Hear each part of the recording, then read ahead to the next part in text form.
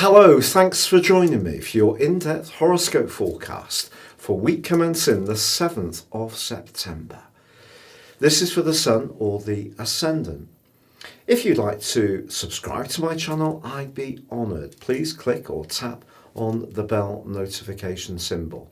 You can also chat with me directly on Twitter at Horoscope Ace, or download your free natal chart by clicking the link below. Or please join Elisa and I for the daily astrology and spirituality show, where you can snaffle your free written daily horoscope by also seeing the link below. Now, the astrological doomsters will be putting a lot of emphasis on the fact that Mars goes into retrograde this week, and it does through to the middle of November.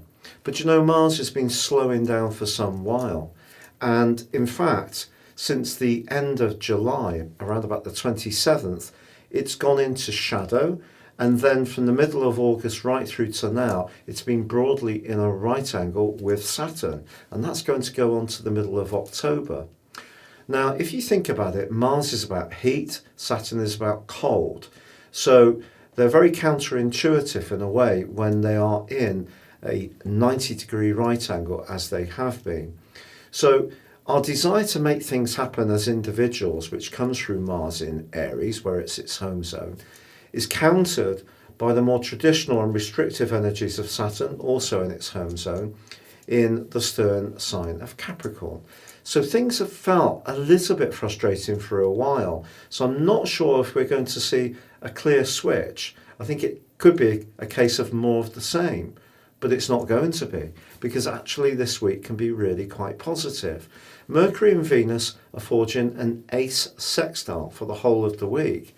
And because Mercury is now in the fair-minded Libra and Venus in the glorious Leo, well, this is a wonderful combination to up the volume, to be more playful and sociable and interact more wherever we can do so safely, obviously taking into account COVID.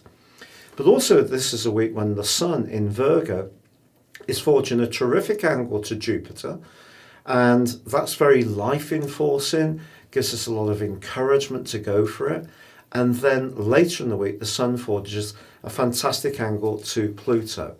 And whether the changes to our a world around us in terms of what we're trying to achieve outside of our situations, or it's more of an inner change deep within our beings, this is an opportunity for us to flourish this week. So though Mars is going into a retrograde, try to stay positive. It is still in that limiting, frustrating right angle with Saturn, but Jupiter, fortunately, by the end of this week, goes into forward motion. And that's been rotating backwards for 4 months. And I think that's been a lot to do with the frustration people have been feeling, as much as Saturn and Mars. Now, Thursday does see a quarter moon in the sign of Gemini. So we have a mutable quarter moon because of the Sun being in the sign of Virgo, where it's also very flexible and mutable. So I think this just points towards not trying to do too much this week. The virtue of Virgo can definitely be reinforced by that Jupiter and Pluto combination and the trine to the Sun. So change is possible, but let's use the detail, the meticulous energy of Virgo to go on a step-by-step basis. Then we're not going to try to run before we can really walk. But patience and application are going to continue to be important, but I think our personality powers can really start to flourish.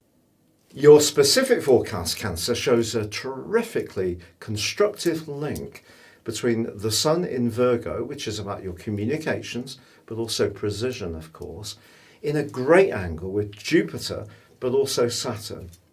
This suggests that a conversation, because they're in your sector of relating, a conversation you have, maybe around an agreement, maybe around a relationship itself, could prove to be really significant.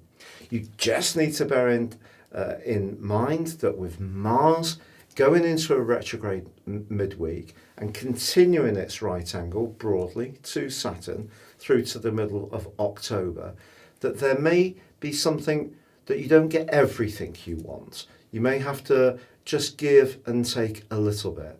There is also a quarter moon at the heart of this week, and that could make you feel quite sensitive. But with Jupiter going forward motion as this week draws to a close, I do feel that some kind of feedback that you get, something that you've been waiting to hear about, can really bring some cheer.